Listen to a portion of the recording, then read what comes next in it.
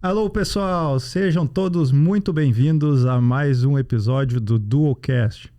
Hoje eu, Rafael Steffen, junto com meu amigo Luiz Machado, estamos dando sequência à nossa segunda temporada. Luiz, sabe como eu tô me sentindo hoje, não? Tô me sentindo com fome. Ah, boa! Depois vocês vão entender por quê, pessoal. Boa. Então, hoje estamos aqui com um cara sensacional, fora de série. Ele que está dando uma pitada de sabor aí no empreendedorismo aqui na ilha de Florianópolis e se considera um manezinho raiz, hein, Luiz? É isso aí, Rafa. Mas antes de falar dele, eu gostaria só de lembrá-los que a gente vai pro ar todas as quarta-feiras às 19 horas e também na quinta-feira às 7 horas da manhã está também disponível na plataforma digital, no Spotify, o nosso papo que a gente vai ter hoje aqui. Aproveitando também, quem quiser nos seguir, @duo.treinamento, e ali a gente vai também falar um pouco, ter alguns cortes dos nossos bate-papos. Então, se vocês quiserem aproveitar e ver o que vai acontecer na próxima semana, aí vocês vão acompanhar. É isso aí. É isso aí, Rafa. Vamos lá, vamos dar sequência. Temos aí os apoiadores. Anderson, tu consegue botar na tela pra gente?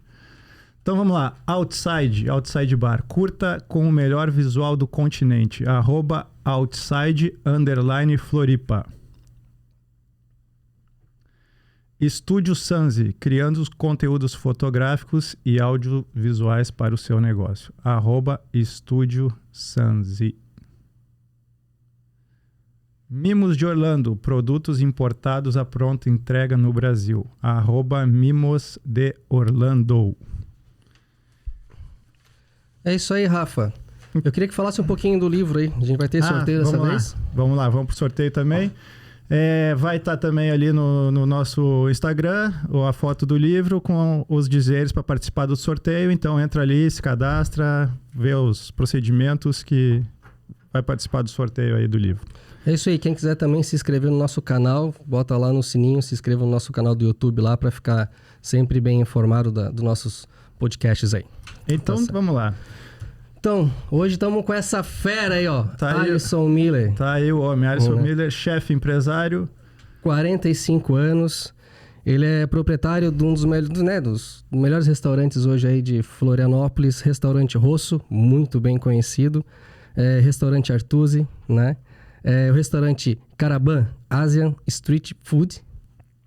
Também proprietário do restaurante Alice Classic Burger.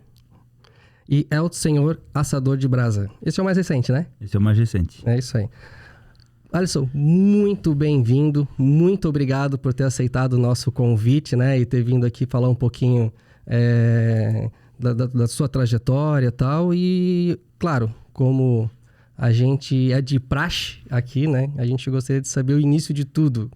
Da onde começou, já gostava de cozinhar, é daqui, não é? Antes de passar a palavra pro Alisson, só o pessoal quiser seguir ali, Sim, Alisson Miller. Alisson com Y2S Miller no Instagram. Chefe Alisson, vamos a ele. Como tá? Tudo bem? Tudo bem? Muito obrigado pelo convite, Luiz e Rafa. Valeu, eu gostei bastante de poder estar aqui, falar um pouquinho sobre a minha vida, sobre empreendedorismo, que hoje eu gosto de falar bastante. Legal. Antes eu só queria ser muito cozinheiro, chefe de cozinha, e depois eu fiz essa migração que para mim foi muito importante, né?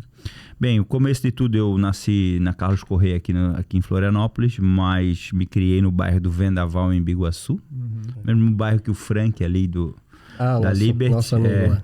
E, bem, eu acho que tudo começou porque eu sempre fui muito guloso. Dá pra ver que eu sou um cara que gosta de comer, né? Gosto de comer e gosto de comer bem. Qualidade e também quantidade. E eu sou filho de donos de restaurante aposentados. Meus pais eram donos de restaurantes, tinham pizzaria, bar, restaurante, aquela coisa toda lá em Biguaçu. Meu pai também teve no Estreito também, enfim. E a vida toda eu me criei nessa situação. Mas sempre gostei muito de comer e cozinhar. E também meus pais, quando eu era novo, eu ficava em casa, meus pais iam trabalhar e eu tinha que me virar. Naquela época, né? A gente se virava. Aprendi a fritar ovo com 7 anos. Não ficava bom como fica hoje, mas eu já fazia. Então, essas coisas se virava, né? Foram me dando um suporte, né? Até o momento que eu queria comer comidas novas, estava sempre aberto. Tudo que eu via que era novo, era muito curioso. Sou uma pessoa muito curiosa. Isso também é uma virtude que eu vejo. E, enfim, dali começou a minha história com a gastronomia, né?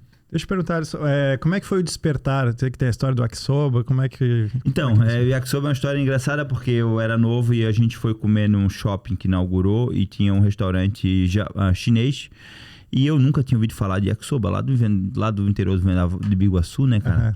Aí eu vi aquele macarrão com aquelas cores, aqueles legumes e eu falei pra minha mãe, pô, eu queria comer isso aqui. Vamos comer, e dela disse, vamos. E eu comi aquilo, eu fiquei louco por aquilo. Assim, nossa, que sabor diferente, porque é muito diferente, diferente, né? Do paladar nosso. Hoje no Carabanho eu sirvo yakisoba lá, e é bem bom.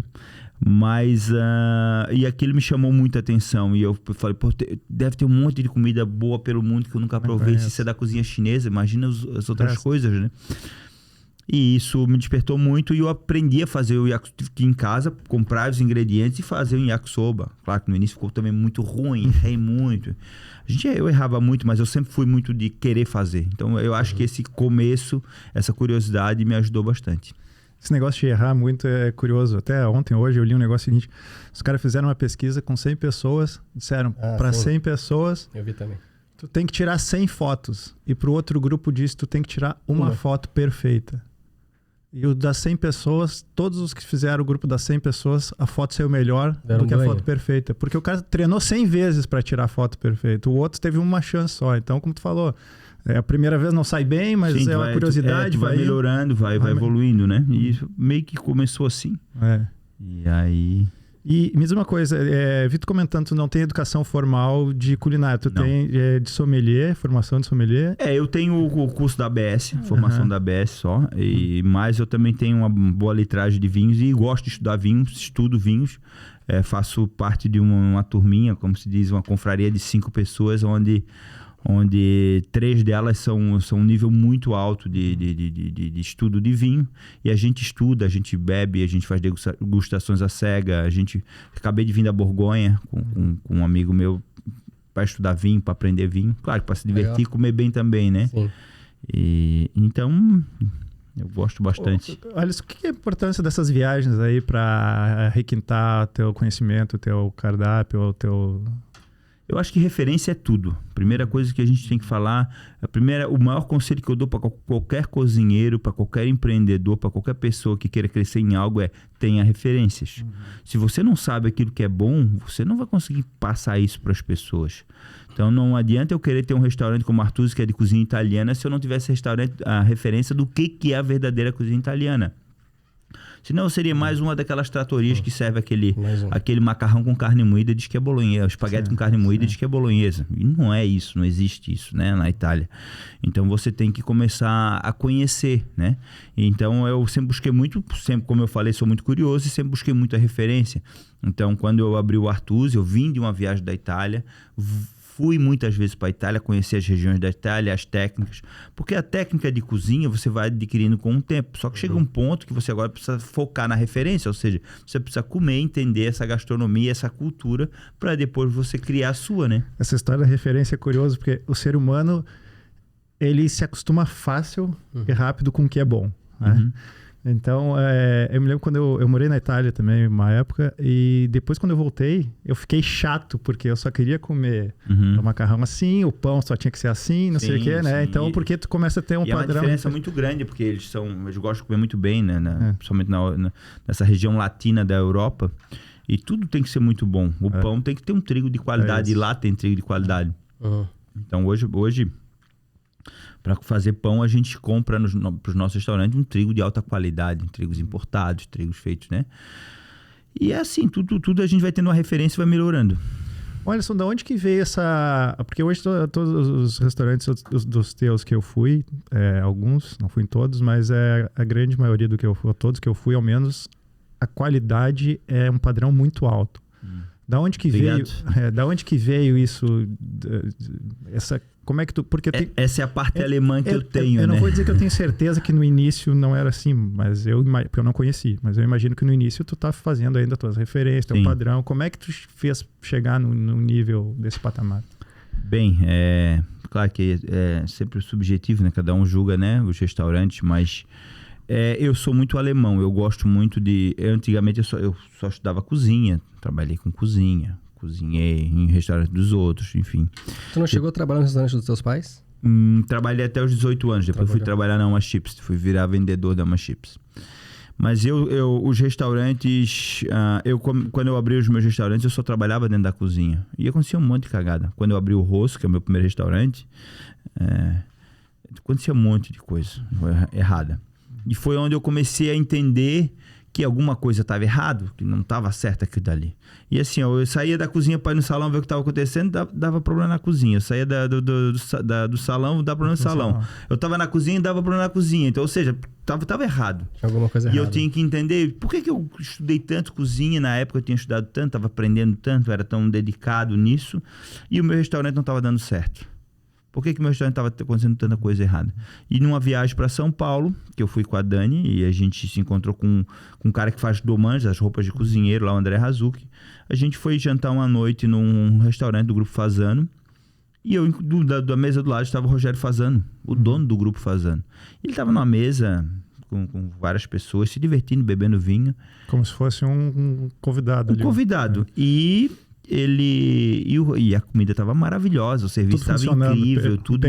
Como é que eu que estou trabalhando não dá certo? E como é que o cara está aqui tomando vinho, se divertindo? A comida é fantástica, o serviço é fantástico. Os caras estão se matando lá fora para tentar conseguir uma mesa. Né? Então, aí foi onde eu pensei, eu preciso ter gestão, eu preciso evoluir isso, né? Preciso ter um serviço estilo Fasano. Eu não posso abrir mão de ter um bom serviço. Ali foi uma virada de chave para ti? Foi uma virada de chave. Eu entendi que E aí eu comecei a despertar esse lado alemão que eu tenho, de começar cada vez mais a entender os nossos erros, de secar os nossos erros, que nem um avião quando cai. O avião caiu, o que é feito? Pegou esse avião... analisado tudo para ver onde errou, qual foi o erro, para emitir um relatório para depois esse erro nunca mais acontecer. Porque o problema, depois do erro acontecer, ele não volta mais. Só que tu pode criar processos, criar procedimentos para que esse erro não volte a acontecer. E assim vai indo. Essa questão do processo e procedimento, eu vi uma frase tua que diz: aqui dentro são processos e procedimentos para tudo. Sim. Como é que tu enxergou isso? Como é que tu criou isso? Nós fomos criando com o passar do tempo. A gente foi criando manuais para tudo. Ontem no Artusi aconteceu uma situação que eu fiquei muito chateado. Eu tenho um garçom trainee que está em treinamento para ser garçom supervisor, porque daí é garçom supervisor, maître e gerente, né? E ele foi receber uma mercadoria e ele foi conferir a mercadoria e ele não seguiu um procedimento que teria que seguir. Aí eu cheguei, vi de longe, fiz de conta que não vi, mas vi. Aí fui falar com ele: tu já leu o nosso manual de procedimento de recebimento de mercadoria? Ele ainda não. Eu digo: mas como é que tu estás recebendo mercadoria se tu não leu esse processo? Perfeito. Nós temos regras aqui. O entregador, ele primeiro tem que descarregar tudo para depois a gente conferir. Ele não pode estar descarregando e a gente conferir. Isso confunde. Isso gera chances de acontecer erros ou... Deixa passar alguma coisa. Então.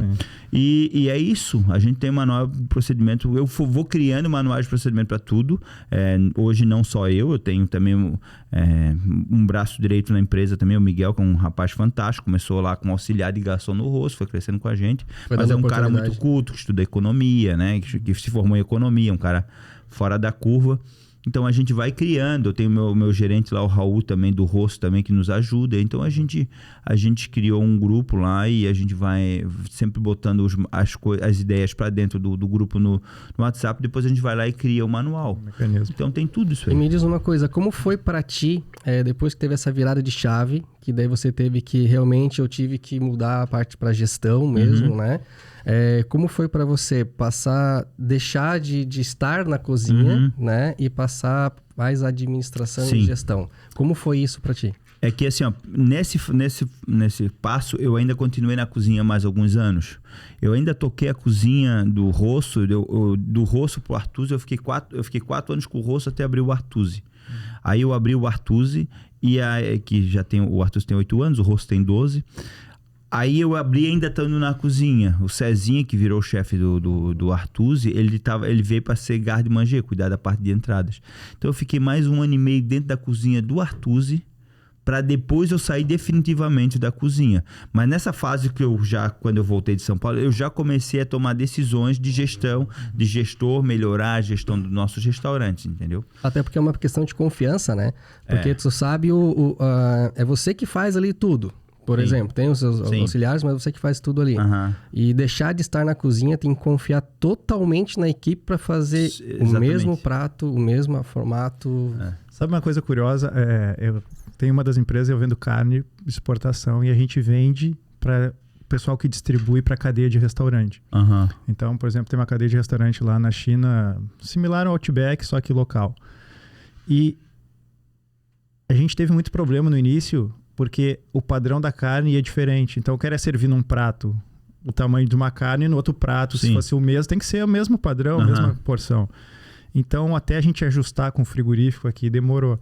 Então, a gente vê que tinha nesses restaurantes padrões de servir, padrão, tá? Até porque o cara vai receber um prato do lado, tá diferente, ele vai reclamar. Por que o meu tá menor?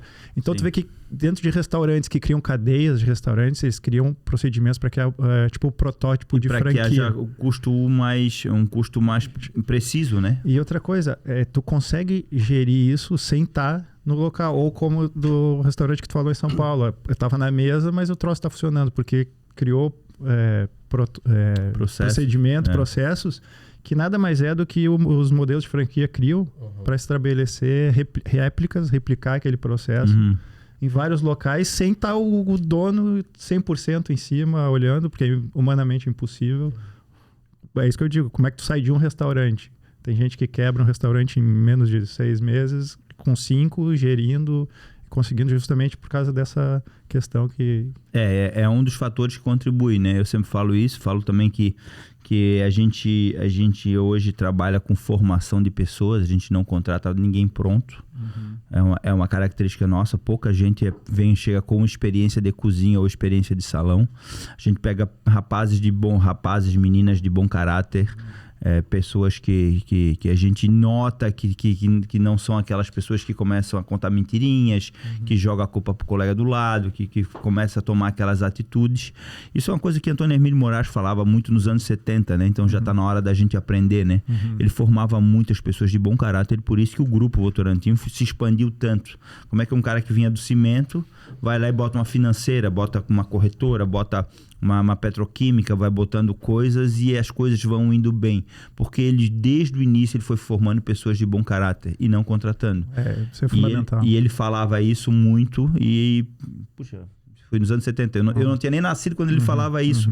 E ele foi até 2000 e pouquinho o cara mais rico do Brasil. Então, assim, ele teve essa longevidade de... E não por ser mais rico, porque ser mais rico, isso não é sinônimo de ser mais feliz ou de ser, né? Sim. Mas é um fato que ele teve uma constância de resultados de sucesso. Sim, ele teve com isso aí. E ele formou muita gente famosa que está aí. Muitos empresários de sucesso que estão hoje no Brasil e até no mundo foram formados na escola dele. A escola que eu digo no processo dele, né? E, enfim, e ele formou muitos filhos... Ele tinha bons funcionários de confiança que ele formou os filhos. Tem história de motorista dele que o filho ele botou para pagar tudo nos Estados Unidos e o filho hoje é um... Então tem vários casos assim, né? Uma coisa que eu sempre costumo dizer que a maioria das empresas contrata por conhecimento e demite por caráter, né?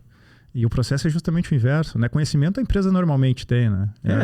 A gente sabe fazer o processo, então a gente vai ensinar. Vai ensinar, mas o caráter para ensinar tu vais olhar, nós temos muitos funcionários hoje muito novos. Se for no balcão do Caraban, lá nosso lado de food, tem um menino de 18 anos no almoço e tem outro de 19 na janta, que é filho do meu maître do El Senhor. E a gente vê que é bom caráter, a gente tá treinando eles. Exatamente. Cozinha a mesma coisa. A minha filha tá trabalhando hoje no caixa do Artusi. Com 17 anos. Legal. Tá lá coordenando delivery, trabalhando no caixa, pule copo e tá trabalhando. Mas da mesma forma que todo mundo, né? Eu não quero nenhum benefício para ela por ser minha filha. Ela vai ter que encontrar as dificuldades que todo mundo encontra. Isso é fundamental para criar o caráter da pessoa, principalmente filho, né? Porque muito fácil filho entrar ali 6 meses, já é diretor. Tá, mas o que tu sabe? O que tu aprendeu? O que tu... Tá começando bem. Tem que valorizar, tem que valorizar, né? E voltando um pouquinho, me diz uma coisa. Depois que você saiu dos teus pais ali do restaurante, você falou que foi para Elma Chips, é isso? Sim. PepsiCo do Brasil. Como é que foi? Foi uma experiência muito... Vendedor? Ou... Eu agradeço muito. Hoje eu vejo que assim, ó, porque quando você é do interior e ainda lida numa situação onde tem... Meus pais tinham um restaurante, mas é um restaurante muito simples, de cozinha simples. E é aquela gestão, né? A la vontade, de família, né? De interior. E quando eu entro para uma chip para trabalhar, que eu estava determinado a sair para ter uma oportunidade... Graças a Deus, o grande Silvio Ramos, meu ex-gerente, hoje amigo, me deu essa oportunidade de começar com treinamento, coisa e tal, para depois virar o vendedor. Eu vi que tinha processos, tinha gestão para tudo. A gente tinha uma folha que chamava Remar, onde todo dia eles imprimiam o Remar dos clientes que nós íamos atender, e tudo que a gente tinha que fazer da parte de marketing, a parte de atendimento, tudo ali estava descrito, quanto é que a gente vendeu, tudo ali. E tudo aquilo era digitado, depois a gente entregava aquele Remar. E era uma organização absurda. E a PepsiCo, né, que é dona da Pepsi, da Quaker, da Elma Chips, na época era da Pizza Hut, hoje tem mais um monte de empresas enormes junto no grupo, né? Eles são um sucesso por causa disso, por causa do trabalho de formação, por causa da coerência, por causa da organização. Tinha processo para tudo, procedimento para tudo, regra para tudo. Então foi um choque muito grande para mim, um adolescente, eu com 18, 19 anos, sei lá, eu trabalhar nisso. Mas eu precisava daquele emprego, porque eu trabalhava com meu pai, ficava pegando trocadinho do caixa. Meu pai dizia, pega tanto aí no caixa, e assim ia. Aí eu ia trabalhar na multinacional, onde vendia salgadinho pra caramba. Eu precisava vender os doces, que era difícil de vender, mas eu tinha uma boa conversa para vender. E eu ganhava 5% de venda. Então era além do salário na carteira, como uma multinacional. Então de uma hora para outra eu comecei a ter um belo salário. Quando eu virei vendedor, depois de 3 meses mesmo, virei vendedor mesmo, eu fui só com um olerite numa loja de carro e peguei um carrão para época. Legal. Financiado. O cara olhou o meu olerite, não, tá aprovado, pode levar o carro. Então, isso eu tô falando anos 90, né? Sim. Mas, então isso tudo mudou muito a minha vida e foi um choque muito grande. E depois disso é que eu fui recuperando essa coisa de, mas por que não fazer também no meu restaurante? Por que não treinar a minha equipe dessa forma? Essa tua experiência ali foi fundamental hoje para a tua gestão de hoje no teu restaurante, a organização, tudo. Com certeza, somou muito as pessoas que eu conheci, o Silvio, que foi um gerente que me puxou muito a orelha. Hoje eu valorizo muito cada puxão de orelha que ele deu. A gente agora, quando toma um vinhozinho, até fica zoando ele. A gente enfim, mas valeu muito. Ele hoje é um empresário de sucesso, aí tem uma empresa na área de tecnologia muito, muito boa. Enfim, eu sempre brinco que uma das grandes cagadas da vida dele que acabou no final não deu certo fui eu. Esse negócio que comentou é interessante, o puxão de orelha, a repreensão, né? Eu vejo muito importante que a repreensão e as críticas é que nos colocam num outro patamar. Sim. Porque o elogio é bom pro ego, mas não é bom para pro processo, pra carreira, para te levar para um próximo nível. Pelo contrário, o elogio às vezes até te dá uma rasteira. Porque tu acha que tu sabe tudo e é o dono do... Exatamente. E como também cobrar, né? A gente tem lá na empresa as reuniões de feedback. Por quê? Ninguém gosta também, hoje em dia, essa nova geração não aceita mais levar as broncas que nós levávamos. Exatamente. E a gente já entendeu isso, e só quem é muito burro para querer ficar dando, né, esculachando funcionário. Isso não existe mais. Antigamente na cozinha tinha essa coisa que ainda parece que tem no Masterchef, sei lá, nas coisas de o chefe ir lá e gritar. E hoje já não funciona mais assim. A gente teve que o mundo teve que se adaptar a isso. Isso é em todo mundo. E a gente faz as reuniões de feedback. Então, a cada 3 meses eu pego todos os meus funcionários e agora hoje eu vou fazer feedback com a equipe de salão do Rosso, por exemplo. Aí o Raul faz reuniões com o meu gerente lá, com o chefe de cozinha, tem uma comissãozinha de líderes e eles avaliam cada profissional e botam pontos prós e pontos contras. Eu leio isso, também converso com eles sobre isso aí, e depois, num determinado dia, eu vou pegar um por um dos meus funcionários e nós vamos fazer uma reunião de feedback, onde eu começo primeiro sempre perguntando para eles se ele está feliz em trabalhar na minha empresa. É sempre assim. Legal. Pergunto se eles estão contentes, se tem alguma coisa que a gente pode fazer para eles estarem mais felizes na nossa empresa, se tem uma coisa que incomoda, se tem alguém que está destratando, que está humilhando. Enfim, a gente tem uma coisa... E pede para você, pode ser bem sincero. Geralmente, hoje eu faço sempre com um líder junto, que está em treinamento para também fazer essas reuniões. Mas ainda sou eu quem faço todas elas ainda. Enquanto eu não chegar a 200 funcionários, eu ainda vou continuar fazendo. Mas está próximo. Então... Quantos funcionários tem hoje? A mais de 150. E aí a gente faz essas reuniões de feedback. E aí tu começa primeiramente elogiando os pontos prós e coisa e tal, né? Mas depois tu vai chegar num ponto onde tu precisa dizer, tá, mas tem coisas que a gente precisa que tu evolua para tu continuar crescendo com a gente. Tem isso, tem aquilo outro, né? Perfeito. E a gente tem uma coisa assim, quando a gente profissional, a gente vê que não adianta, cara, eu não vou falar uma coisa pro profissional que ele não vai aprender mais, é hora dele dar tchau para a empresa. E quando o funcionário não é mais interessante para a empresa, porque a gente acha que ele realmente não está seguindo aquilo que a empresa acredita, os valores que nós temos, eu não tenho que dar satisfação para ele se ele tem que melhorar nisso ou naquilo. Porque às vezes a gente vai, infelizmente, tu vai estar sendo desligado, porque não sei o quê. Posso saber o motivo? Não. A gente agradece o trabalhado, mas não tem muito o que falar. Não entra em porque questão. Tu tá numa situação desagradável de desligar o rapaz. O que tu vais falar agora? Tu já não tem mais moral para falar. Tu tem só que agradecer pelo tempo que ele trabalhou e pronto. E olha só, como é que funciona a tua gestão da cozinha, da porta da cozinha para dentro? Porque tem muito essa questão de chefe, que às vezes mexe muito com o ego das pessoas. Como é que tu faz essa gestão para que todo mundo reme para o mesmo lado e que trabalhe junto em equipe e não criam, eu sou porque mais do que o exatamente isso que não, eu tenho bastante certeza que não tem no nosso restaurante. Os chefes foram formados por mim. Legal. Cezinha, que é chefe do Arthur, a primeira vez que ele botou os pés dentro da cozinha, eu estava lá. Isso já antes de eu ter o meu restaurante, em outro restaurante, há muito tempo atrás, por exemplo. É um cara fantástico, bom caráter, um cara humilde, um cara assim, com valores incríveis, um profissional, uma pessoa incrível. O Bento, chefe do Rosso, formação também da base. O Pablo, que eu estava falando pra vocês, que infelizmente sofreu acidente de moto também, começou na base, auxiliar de cozinha no Artuzzi.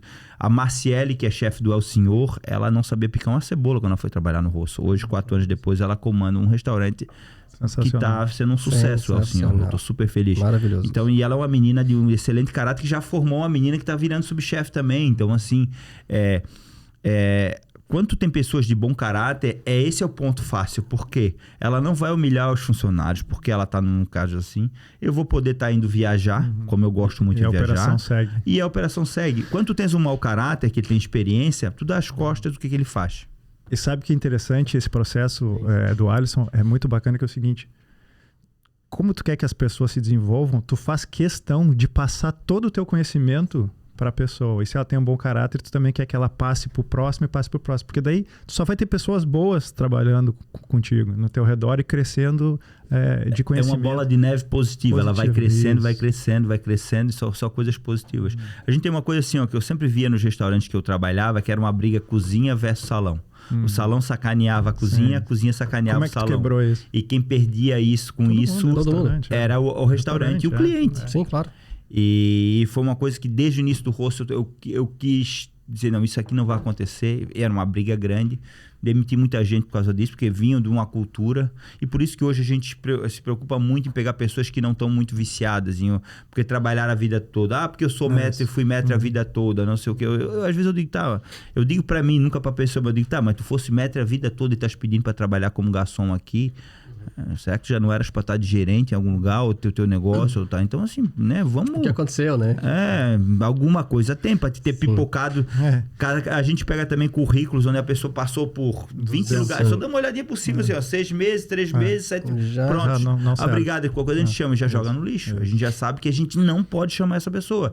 Já é uma... Porque indicativo. Se não parou em lugar nenhum, não vai ser com a gente. Um comentário que eu vi tu fazendo interessante é o seguinte: cara, se o cara é bom, ele não vai bater na tua porta pedindo emprego, porque provavelmente ele já deve estar em muitos anos num determinado lugar, numa posição muito alta. Alguém tá chamando ele para trabalhar, se ele sair, já tem E eu tive muitos casos de líderes que receberam propostas muito boas. Hoje isso já não está mais acontecendo, mas aconteceu muito há um tempo atrás aí, de receber propostas muito boas e irem. Eu digo, não, tudo bem, tu vais. Se tu voltar, tu vais ter que voltar de baixo. Mas na tu fila podes de ir. novo. Porque as pessoas vão lá subindo. E as pessoas que são bom caráter, quando saíram, eles viram que eu não estou querendo falar mal de concorrência, mas um gestor de emprego que está indo catar um funcionário de outro, ele já não tem grandes caráter. E a empresa dele geralmente é o espelho dele. Aí ele chega lá e ele pega situações onde tem gritaria, onde tem assédio, onde tem desrespeito ao ser humano, homofobia, coisa e tal. E aí ele recebe um choque muito grande. E aí acontece que eles já desanimam. Então, daqui a pouco a gente tem vários casos históricos, que eu não vou citar nome, obviamente, mas disseram, poxa, eu quero voltar. E teve casos, teve um caso da pessoa ser subchefe e voltar como segundo cozinheiro. E ele voltar. E ele, 1 ano e meio depois, olha isso, cara. Então, voltar a ser e subir no carro que chegou. A importância do ambiente. O ambiente de trabalho é pro ser humano, que às vezes a curto prazo até o dinheiro é um atrativo, ele acaba saindo, mas depois ele se dá conta de que, cara, o importante para mim é eu ter uma vida respeitosa, uma vida correta. Eu te digo mais, cara, o ambiente de trabalho é tão importante porque envolve tudo. Porque envolve, inclusive, até atendimento do cliente. Claro. Porque se a pessoa está bem no local de trabalho, que é uma das coisas que você preza muito, que é o atendimento, né? Você sempre fala bem disso. Eu sou teu cliente do Rosso, né? Já fui algumas vezes lá. E o atendimento é impecável, assim, todas as vezes que eu fui. E tanto também no Caravan também já tive oportunidade de camarão de vocês lá, para mim é uma delícia. Que é o que eu sempre pego. E o atendimento de vocês, assim, é fundamental. Então, a gente entende agora, né, o porquê disso tudo, né? Não é só o fato de treinar atendimento, não. A pessoa, ela tá feliz e ela está bem trabalhando ali. E ela entende que esse trabalho dela é tão importante quanto o cozinheiro, por exemplo. Porque se a pessoa atende bem, a comida vai ser boa, é 100% satisfeito. O Miguel, que é esse meu braço direito, ele fala sempre assim, cara, isso aqui, gerir pessoas, treinar pessoas é que nem unha, tem que cortar o tempo todo. Sim. Então, assim, mas é um trabalho diário. Eu hoje perco muito menos tempo. O que eu faço hoje no restaurante? Se vocês olharem, quando eu vou no salão, no horário de serviço, principalmente à noite, eu vou em mesa por mesa para ouvir meu cliente, porque a gente precisa ouvir o cliente.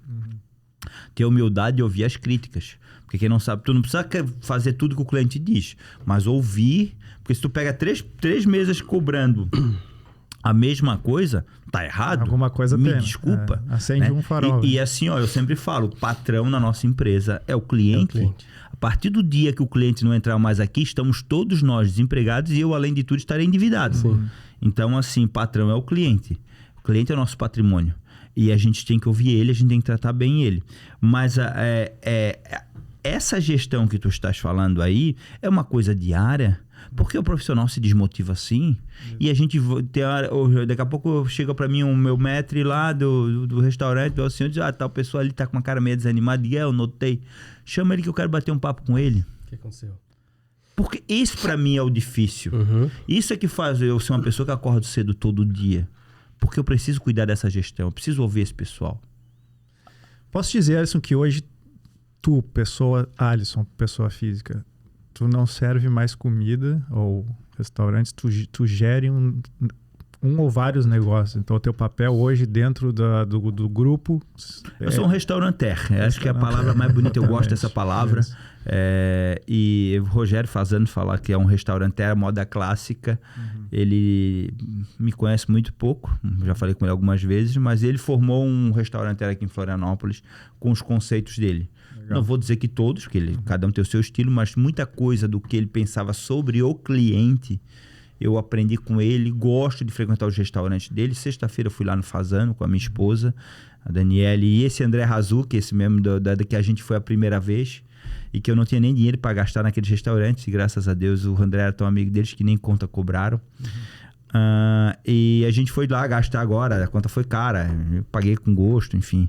Sim. Mas tu vê um serviço fantástico, um atendimento, tava muito bom. Eles deram uma renovada e mesmo assim o negócio continua muito bom. Aí tu pega um restaurante com ticket médio de mais de R$500 por pessoa e eu, porque falei com o Daniel Braga, consegui uma mesa. Sim, e assim, era 11 horas da noite, tinha fila de espera ainda no restaurante.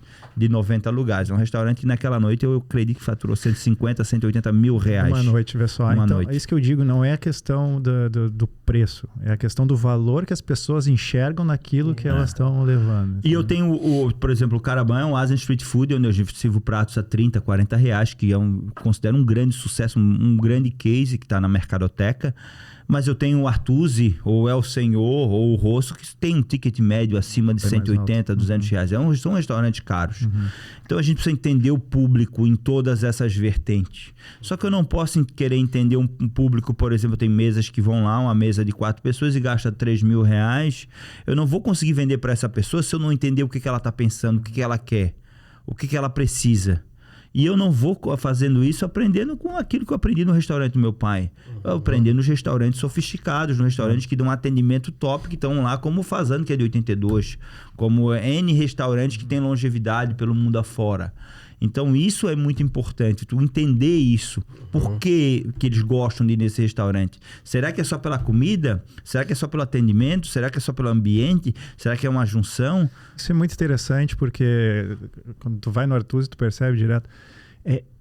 Não é só a comida, a luminosidade é diferente. O ambiente, né? Todo ambiente. O atendimento do garçom, ele não é aquele garçom que está em cima, mas ele também não é aquele garçom que se some.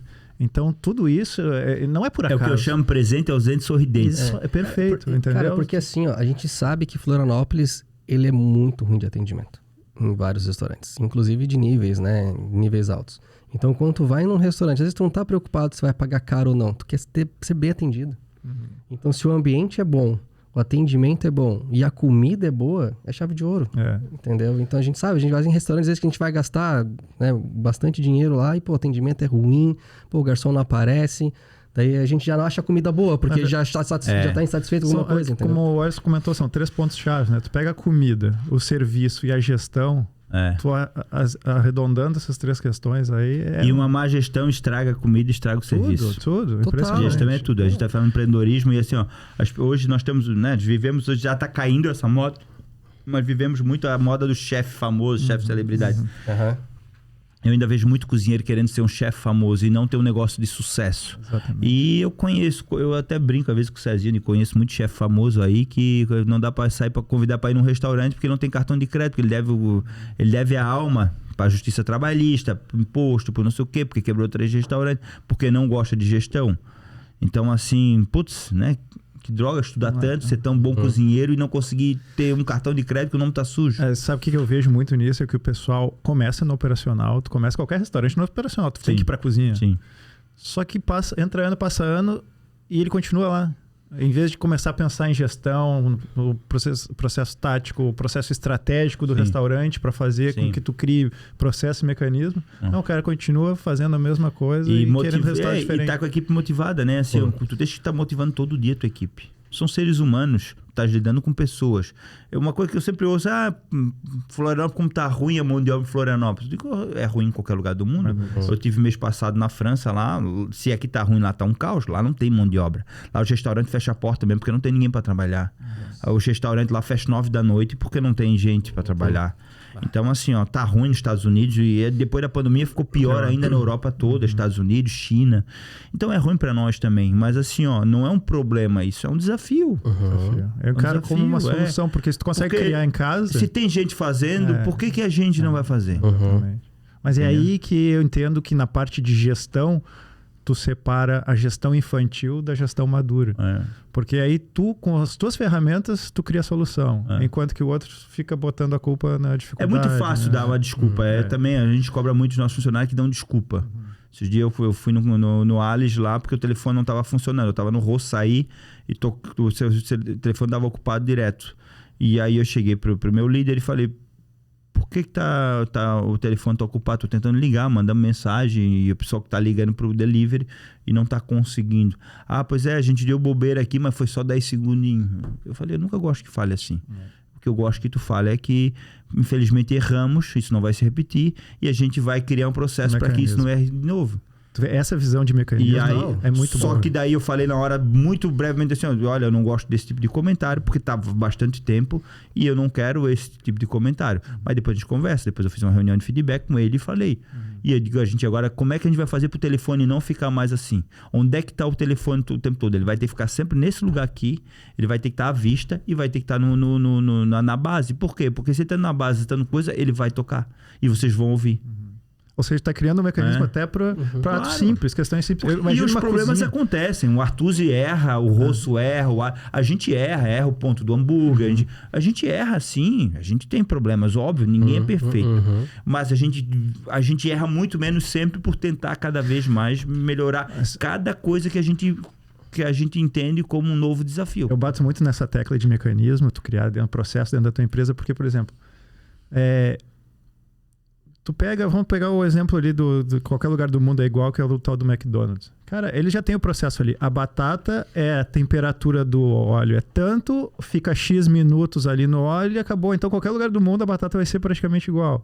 A carne ali fica X minutos na temperatura tal. Então, se tu cria mecanismos, não importa se a pessoa que está ali ela é extremamente qualificada ou não. Se ela seguir os mecanismos, é igual mais ou menos a receita de bolo. Se tu praticar e seguir aquele mecanismo, o resultado tem que ser sempre o mesmo, entendeu? Independente de quem esteja ali praticando. Então, imagina isso dentro de uma cozinha aqui. O McDonald's, eu sempre brinco que o McDonald's é o restaurante que ensinou o mundo a gerir restaurantes. Exatamente, sem dúvida. O McDonald's é uma referência. Eu digo para vocês uma coisa. Apesar de eu não gostar muito dos hambúrgueres do McDonald's, eu amo o McDonald's. O processo deles é sensacional. Porque eles realmente ensinaram. Tipo, na nossa hamburgueria tem vários processos que são processos que foram criados pelo McDonald's. Sem dúvida. Então, assim, e claro, eles têm equipamento de ponta, né? Eles têm um estudo de ponta, mas assim, isso é muita competência. O McDonald's é muito competente. A gestão deles é muito forte. É muito competente. Então, eles conseguem ter um profissional, às vezes, de baixa qualidade, um profissional que está desmotivado e mesmo assim está trabalhando e entregando um padrão muito grande. Claro que é uma grande diferença entre fazer alguma coisa artesanal, tipo na minha hamburgueria eu faço um pão artesanal todo dia, feito com manteiga, enquanto ele faz com gordura hidrogenada um pão que dura 60 dias. Show! Mas não estou dizendo que é ruim. É o processo dele. Sim. E eles fazem muito treinamento. E eu não vou conseguir fazer nunca um Alice Classic Burger em cada cidade ou em cada bairro fazendo esse processo de carne fresca. Eu fundindo meu queijo, eu fazendo meu ketchup, eu fazendo minha maionese, eu fazendo batata frita sem glicol. O produto que eles entregam é diferente, mas eles criam um processo diferente do Alice. E outra, se eu tiver eu já comi McDonald's em vários lugares, assim, às vezes tu quer estar com fome, de madrugada eu tava lá em Nice, tava tudo fechado um dia, 1h da manhã, eu fui comer no McDonald's. Porque eu sabia o que eu ia comer, eu sabia que tava bem ok pro que eu queria. Fui lá, peguei o McDonald's e comi. É curioso isso do McDonald's. E me salvou porque tu sabes o que vais comer. Sim. É curioso, eu morei nos Estados Unidos há alguns anos e lá todo mundo fala de gestão e tal, usa esse case que diz assim, cara, qualquer um, entre aspas, sabe fazer um hambúrguer melhor do que o do McDonald's. Qualquer um que é da área e tal. Por que eles conseguiram ficar tão grande? Padrão, porque é gestão. A gestão, não é o hambúrguer, entendeu? É tudo dimensionado. É a mídia, é a mordida perfeita. O McDonald's pode olhar, tu dá uma mordida perfeita no McDonald's. Sabe assim? Então tudo é muito equilibrado. Eles são bons. E assim a gente tem que aprender com quem é bom. Eu tô numa fase, eu tô com 45 anos, eu tenho que aprender com quem é bom, porque daqui a pouco eu tô com 70, tô velho, e dizer, pô, não aprendi ainda, e tem que aprender com os melhores. Eu exemplifico quem eu admiro. E o McDonald's é um exemplo que eu sempre dou lá no restaurante, porque eles fazem processo para tudo. Deles, processo e outra, eu trocaria os meus negócios por ser dono, sei lá, de 20% do McDonald's, porque o faturamento deles é bilionário. Onde é que eu assino? E aí eu ia fazer o nhoque de mandioquinha para meus amigos lá em casa, lá, dando um gesto, tomando um barulho. Ali, tudo é feito por vocês, né? Tudo, né? Tudo. A carne, tirando a carne fresca, né? A carne fresca, né? A gente faz o pão, que é os pães da Dana, minha esposa, que é feito no El Senhor, pão feito com manteiga mesmo. Manteiga e leite ninho, na verdade, tá? O pão tem manteiga e leite ninho, trigo de qualidade. A gente faz o ketchup, onde a gente usa uma pimenta coreana chamada gochujang e oyster sauce, aquele molho de ostra. A gente faz a nossa maionese, a batata frita é batata de verdade, porque essas batatas industrializadas que todo mundo compra congelada, ela tem glicol. Ela é muito boa porque ela vai no delivery, ela não murcha, porque ela tem uma química forte. Mas eu tenho essa cultura que eu não abri um Alice para replicar. Eu abri o Alice para dar mais uma opção para o meu público aqui em Florianópolis. Então eu faço meu pickles. Então todo um processo que a gente tem no Alice é muito para ter uma comida muito fresca, para dar o mesmo serviço com carinho. Nosso salão atende com carinho o nosso cliente no mesmo padrão dos outros, claro, com preço menor, com uma coisa um pouco mais simples, né? Ele não vai sentar numa mesa com trilho e guardanapo de linho egípcio. Ele vai sentar lá a proposta forma... é outra. A proposta é outra. Mas se você quiser tomar um vinho, vai ter um serviço de vinho decente, Legal. entendeu? Entendi. Mas como é que tu criou a estratégia de marketing? Porque eu vejo que tu tem bastante contato na rádio, fazia programas, tudo mais, YouTube. Tu até costumava toque de sabor, né? Eu tenho um programa na Itapema FM, o Toque Sabor. Um Como é programa que de surgiu rádio. isso? Faz bastante tempo atrás, a necessidade de eu crescer no segmento gastronômico, de eu melhorar. Eu estava no início do rosto, eu bolei a ideia de criar um programa de televisão e mandei para a TV Com, na época que a TV Com estava no auge, e do grupo RBS, e eles viram o programa, acharam maravilhoso, e aí eu fiz um negócio com eles onde 50% da publicidade era minha, 50% era deles. E aí eu fiquei anos lá, fiquei 4, 5 anos com o programa de televisão. Que visão, né? Aí a RBS... E nisso eu já comecei a ter uma página no Diário Catarinense de gastronomia, uma vez por mês, uma página inteira. E já criei um programinha de rádio onde eu falo aqueles meus toques de sabor e coisa e tal. Eu sou o Alisson Miller, dando um toque de sabor à nossa bela de Santa Catarina. E Hoje de manhã eu ainda estava no carro e ainda apareceu. Na hora eu consegui pegar o celular e gravar, mandei pros meninos. Então, e é divertido isso, falar de gastronomia de uma forma descontraída. Eu sou muito manezinho da ilha, né? Na hora, por exemplo, quando eu tô trabalhando, eu sou muito alemão. Quando eu não tô trabalhando, eu sou muito... Deixa eu ver se eu boto aqui. Bota aí. Eu consigo chegar assim, só me passa. Não, é esse. Esse que é do... tá no outro grupo. Tá no Dadu, tu mandou ali pra gente. Mas eu... Bota Eu me divirto bastante com... Mas a televisão dá muito trabalho. Então, Hoje não é dia de fazer dieta, meu pombo. Sou Alisson Miller, dando toque de sabor à nossa bela e Santa Catarina. Então, essa chamadinha é muito legal. E fui fazendo, e então a rádio, depois da RBS, quando foi vendida, todos os terceirizados saíram, né? E eu saí também. Não sabia o motivo, descobri depois, que não tinha nada a ver comigo. E depois eu voltei para Itapema, convite do pessoal de rádio da Itapema, do grupo, da NSC. E continuo fazendo ali, me divirto. Televisão não quero voltar ainda, mas a minha casa, eu tô construindo uma casa, tá ficando pronto agora no final do mês, e ela vai ter uma cozinha profissional que vai ser uma cozinha estúdio para eventos, para gravação e para aulas. Legal, então talvez o ano que vem eu volte pra TV. num formato novo.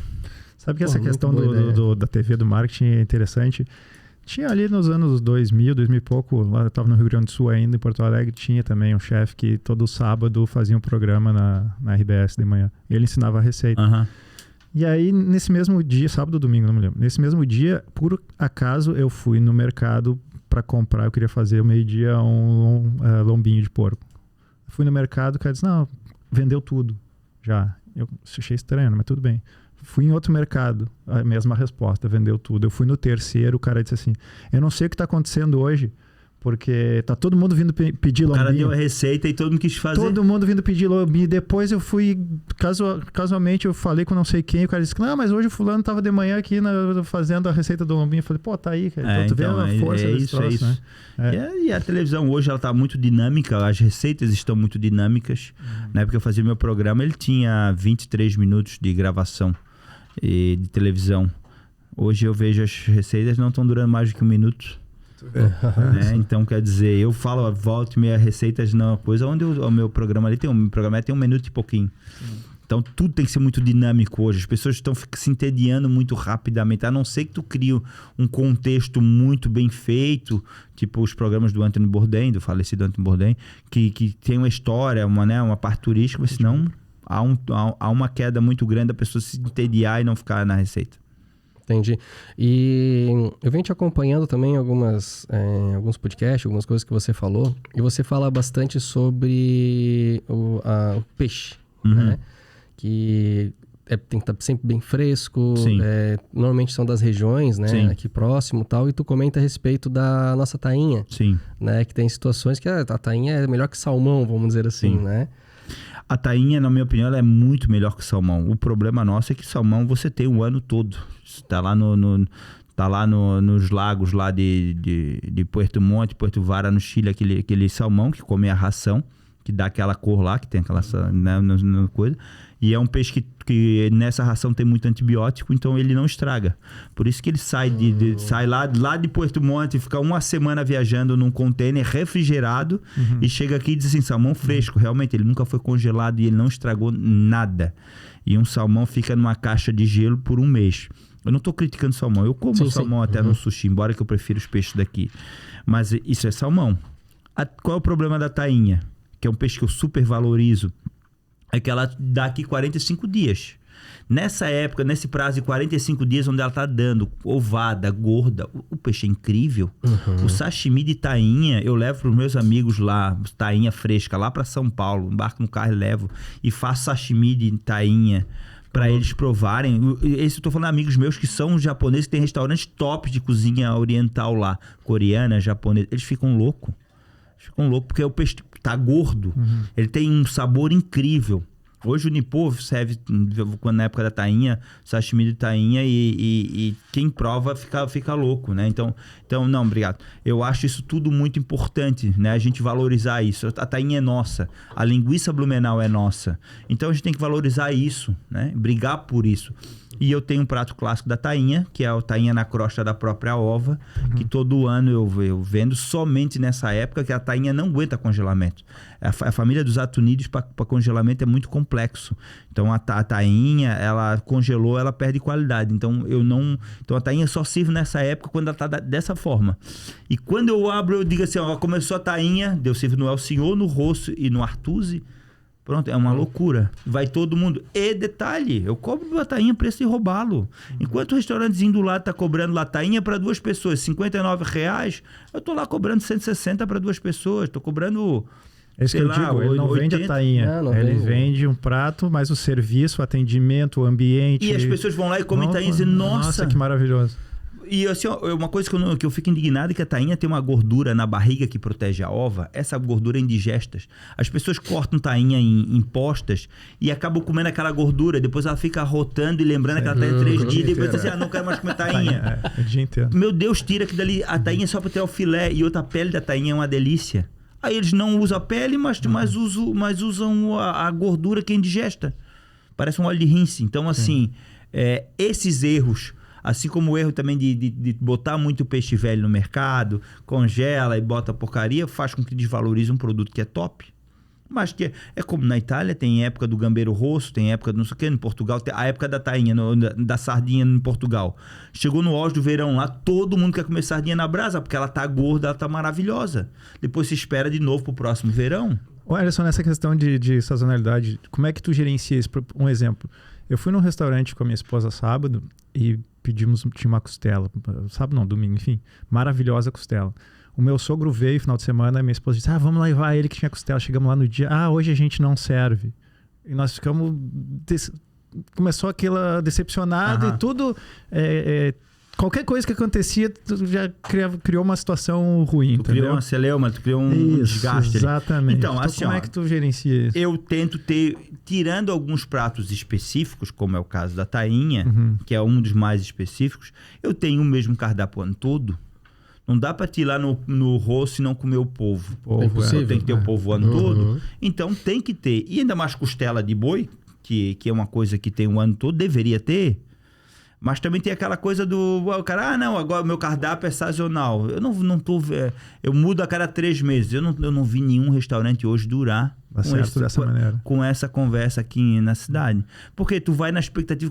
aquele prato é maravilhoso. Chega lá, não tem... A gente ficou frustrado. Então, assim, ó, eu tento nunca deixar faltar os pratos nos meus restaurantes. E no rosso, o nhoque, eu não lembro quando é que faltou. O rosso, um dia faltou polvo. Um dia, nos últimos 8 anos. O rosto tem 12. Pessoal. Por quê? Porque foi uma época que não tinha polvo mesmo, começou a ficar caro, uma hora eu não achei mais para comprar. Aí um dia até chegar o outro polvo, eu das 6 da tarde até a meia-noite eu não servi polvo. Uma vez. Isso é fundamental. E tem cliente que fala. E vai no rosto, a gente vai para provar o polvo, né? E naquele dia o cliente que foi lá para comer polvo, ele não tinha provavelmente a experiência dele. Não... Mas eu atendi cada cliente naquele dia. Sim. Cada cliente eu fui na mesa para conversar, para explicar, para pedir desculpas e oferecer uma entrada de cortesia e induzir ele a comer algum prato que estava maravilhoso. No dia eu tinha um arroz de garopa que estava incrível, que é um clássico, virou um clássico nosso também. E também as muquecas, enfim. E eu tentei induzir para ter coisa. Eu tive uma mesa que levantou e foi embora, ficou chateada. Foi uma grande perda e o resto a gente converter. Também todos eles ganharam sobremesa e cortesia. Isso aí teve que usar de outros mecanismos.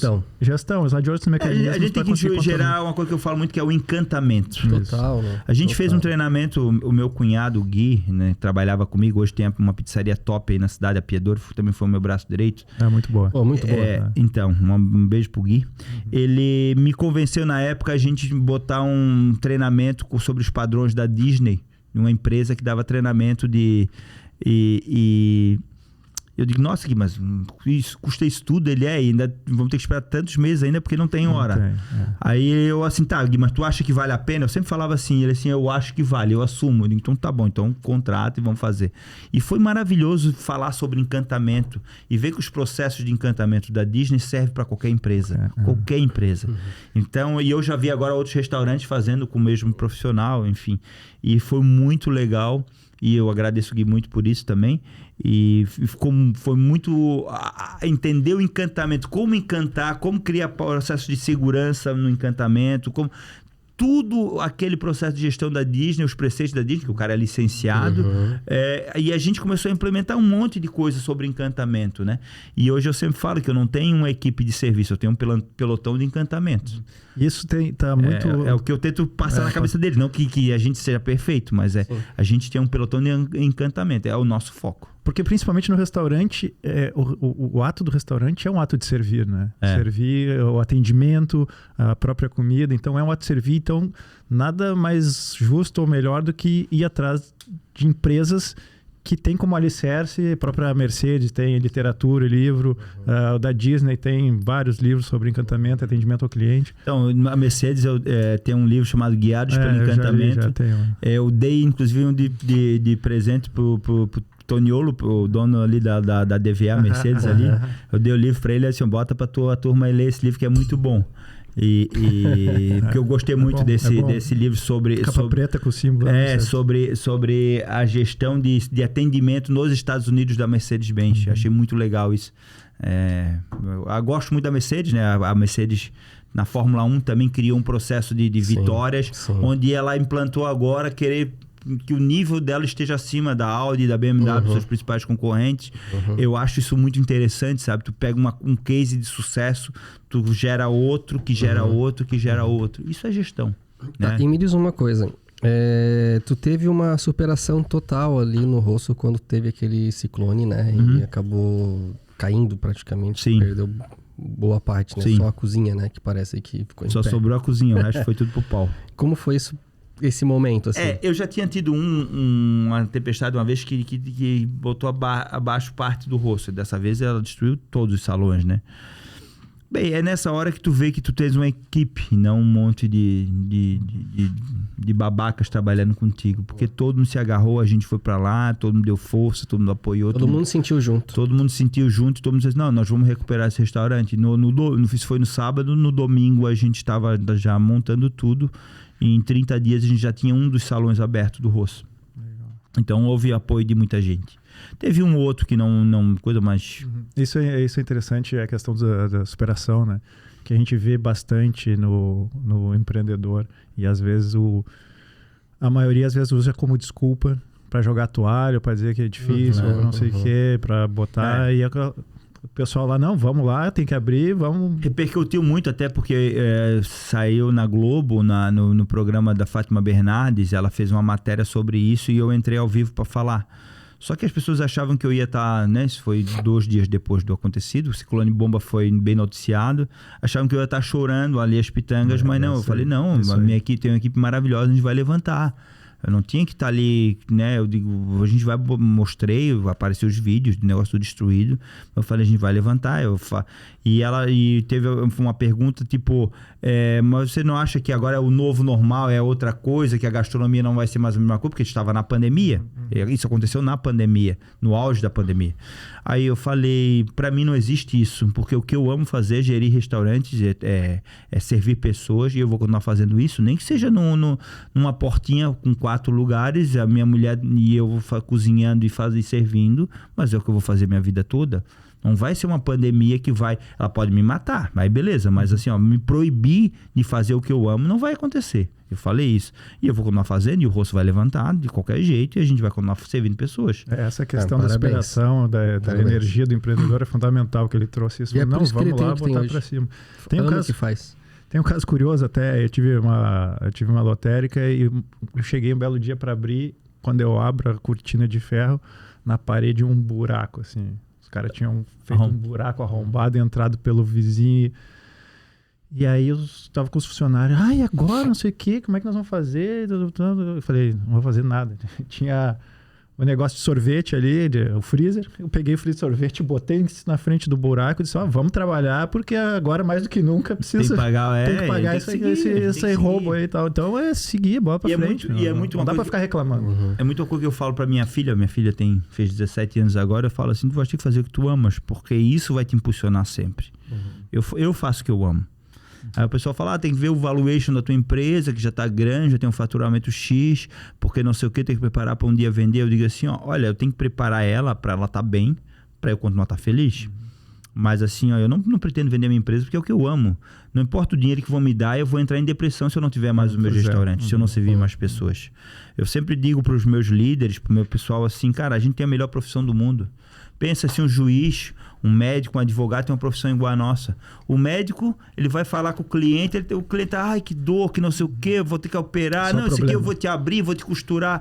Na gastronomia, não, o cliente chega assim, nossa, prazer, não sei o quê, tô louco pra comer aquele nhoque lá, vamos beber um vinhozinho, a gente tá lá. O cara, quando tá feliz, vai pro restaurante. Exatamente. O cara, quando tá com problema financeiro, ele vai no advogado. Quando ele tá com não sei o que, ele vai no banco. Mas isso impacta de verdade ele, quando as pessoas. Tá com dor, ele vai no médico. Ele, quando tá com encrenca, ele vai no juiz. Eu não tô desmerecendo essas maravilhosas profissões que eram as profissões que a minha mãe queria que eu fosse. Um médico, um juiz, um advogado, um engenheiro. Mas eu vendo felicidade. Isso impacta quando tu tá feliz e ainda tá sobrando dinheiro, tu faz o quê? Tu vai comer. Hoje é o que a maioria das pessoas fala, ou vai para uma balada. Eu não gosto de balada, mas assim... Então, eu tenho a melhor profissão do mundo. No auge da minha arrogância de dizer, eu acho a minha profissão de servir pessoas, não independente de ser restaurante, até chefe, garçom, qualquer função da nossa empresa, até o manobrista, que são nossos funcionários. Nossos manobristas não são terceirizados, são nossos funcionários. Eu assumo toda a responsabilidade no Rossi, no Artusi e no El Senhor. Mas assim... A gente está vendendo encantamento, a gente está vendendo felicidade.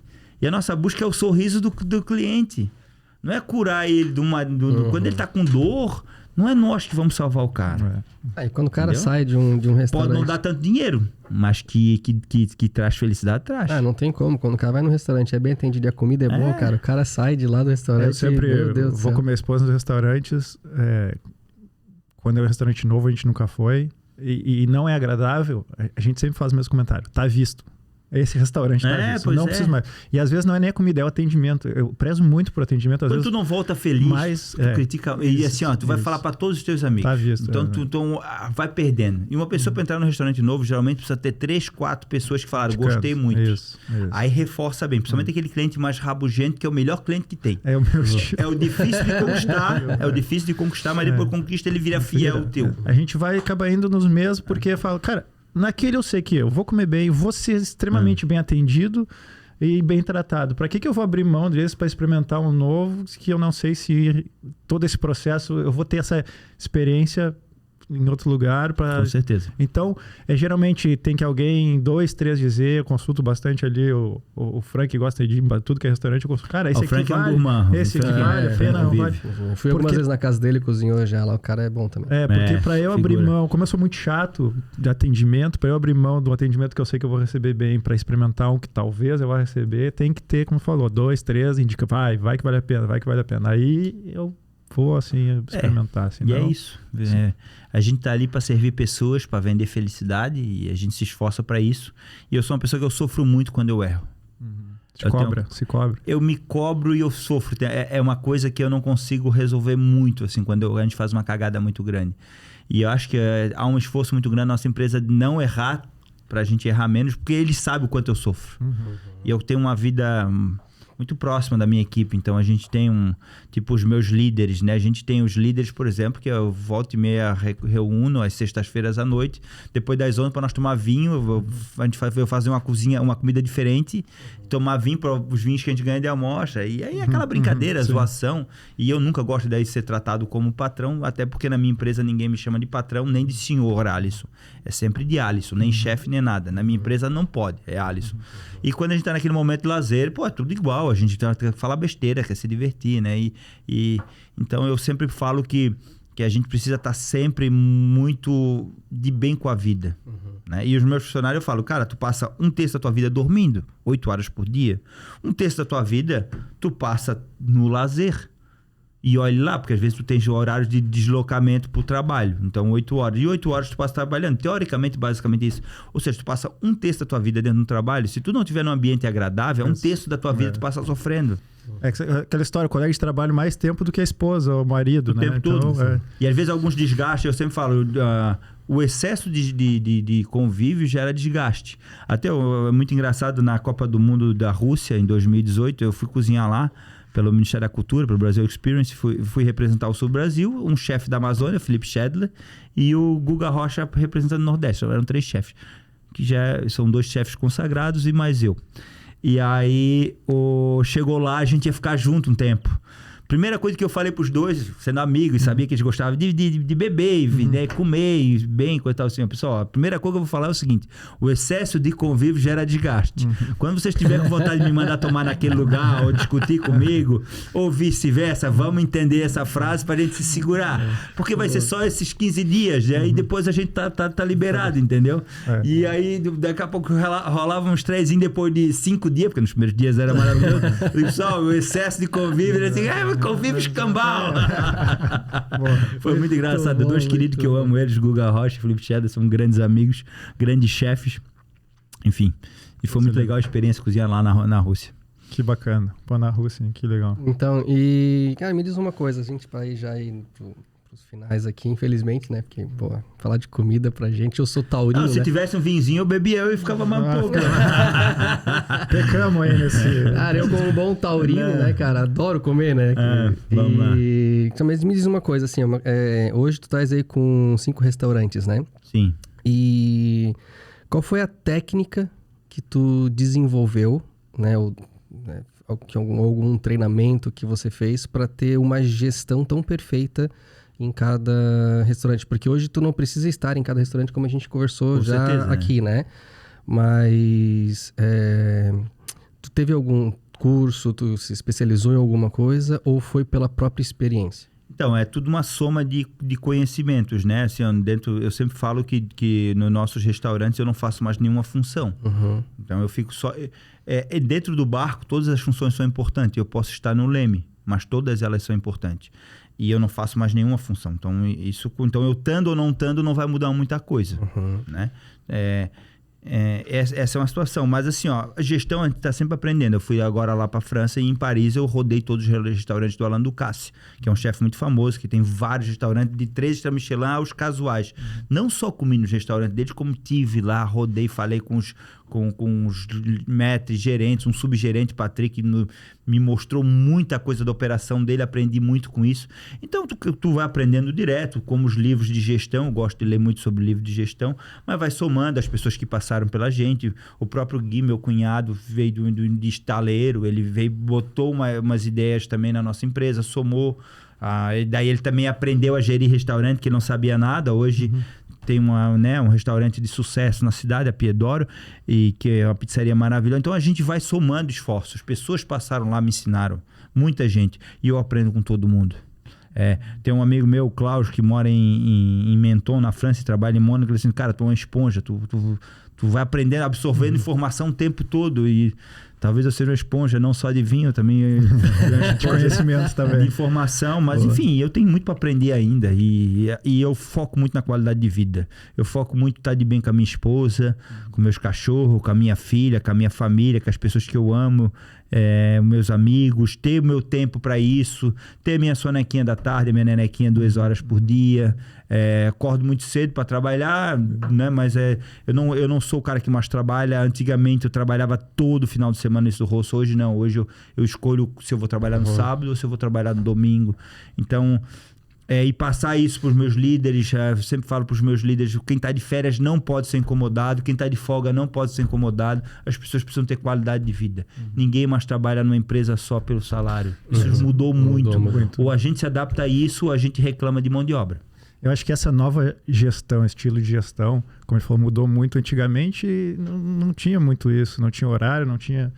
Esse novo modelo de gestão, principalmente para essa meninada que está chegando com milênios, com outra mentalidade, a gente tem que saber gerir esse pessoal para que eles queiram ficar, queiram crescer, queiram desenvolver dentro da tua empresa, entendeu? Essa nova geração hoje, eu reclamava às vezes, né, dessa nova geração e coisa e tal, porque é normal da gente reclamar, mas eu reclamava pelo desconhecimento. Tu começa a entender essa nova geração, tu começa a ver que eles são muito mais evoluídos. Eles não carregam mais os preconceitos que a gente sempre carregou, eles não carregam mais... todos aqueles pesos e os medos que a gente carregava, eles não precisam mais ter seguranças financeiras, ter o seu carro, ter sua casa. A ideia deles é diferente. Eles, se puderem, vão morar com os pais a vida toda. Então, entender essa diferença...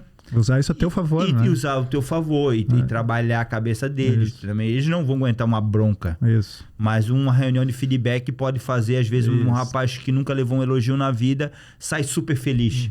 E, na verdade, o que tu fizesse foi fazer uma crítica para ele melhorar. Mas ele entendeu aquilo como, nossa, eu não sabia que eu era capaz de crescer nessa empresa. Meu pai nunca falou isso para mim, minha mãe nunca falou. Aí o cara tá dizendo que eu posso crescer, que eu tenho condições, que isso, que aquilo. Nossa, eu tô super feliz. Então, a gente precisa entender isso. E a gente precisa aprender, porque daqui a pouco vai ter uma outra geração que a gente vai ter que aprender de novo. Sabe que isso aí que o Alisson está falando, eu entendo muito, porque a minha idade média lá no meu escritório é 22, 23 anos. E o mais velho tem 30. Então eu e meu sócio com mais de 40... eles, cara, na minha época eu levava esporro de tudo que é lado e baixa a cabeça aí que trabalhando. Hoje em dia, se tu fizer isso, cara, acabou o clima organizacional, a pessoa, tu acaba com a pessoa, acaba com o clima, acaba com E tu acaba até contigo, porque hoje, quando eu vou dar uma bronca no funcionário, às vezes a gente fica irritado, dá uma bronca, e eu fico ruim depois. Tu fica mal, né? A gente fica mal, né? E às vezes a gente precisa fazer uma reunião de feedback com um líder de uma forma mais direta sobre alguns pontos, coisas e tal. Eu fico me sentindo mal. E antigamente não, antigamente era tudo a moda bicho, né? A gente ia lá e discutia. E quando tu discute com um funcionário, cara, tu não vai dormir bem. Tu não fica legal. É que nem quando discute com a esposa. Não fica. Com o esposo, sei lá. Não fica. Tu não fica bem. Quando eu discuto com a minha mulher, eu fico ruim. Então eu evito discutir com ela. Ela que briga comigo, mas quando ela briga comigo, ela tá sempre certa. Mas daí ela que fica ruim, ela né? tá sempre certa. Ela tá sempre certa. Não adianta. Cara, é isso. Coisa né? boa. Alisson, queria que tu desse as últimas palavras aí, se quiser falar alguma coisa pro pessoal, quiser convidar o pessoal para ir nos restaurantes, né? E fica à vontade agora aí. Então tá, obrigado pessoal, é realmente um prazer a gente poder falar daquilo que eu amo, que é gastronomia e gestão de restaurante, e de servir pessoas e como fazer isso. Não vou dizer que eu sou a pessoa mais competente do mundo para isso, mas sou a mais feliz. Sou muito feliz nisso. Obrigado a todos vocês pela oportunidade de a gente estar falando e lembrando, né, que gestão é uma coisa que a gente vai adquirindo. Nunca vai ser um curso que vai te transformar num gestor. É você querer virar um gestor em qualquer coisa e gostar daquilo, ter prazer. Porque hoje em dia quem não tem prazer, eu acho que é muito triste fazer uma coisa que não gosta, né? E eu sou um gestor manezinho da ilha. Digo que apesar de ser do Vendaval, nasci na Carlos Correia, me criei aqui também. E poder fazer da minha ilha uma ilha um pouquinho mais saborosa, um pouquinho mais feliz, um pouquinho mais agradável, né? Me deixa muito feliz. Essa ilha me deu tudo. Então é isso aí. E, enfim, o toque tá dado, né? Como digo lá no... Coisa linda. Luiz, vamos chamar os apoiadores aí para encerrando? Vamos lá. Oldside Bar, curta com o melhor visual do continente. Quem quiser seguir eles ali no Instagram, @outside_Floripa. Valeu, Júnior. Obrigado pela parceria de sempre com a gente aí. Esse apoiou bastante a gente aí já. Obrigado, Júnior. Obrigado por estar junto com a gente.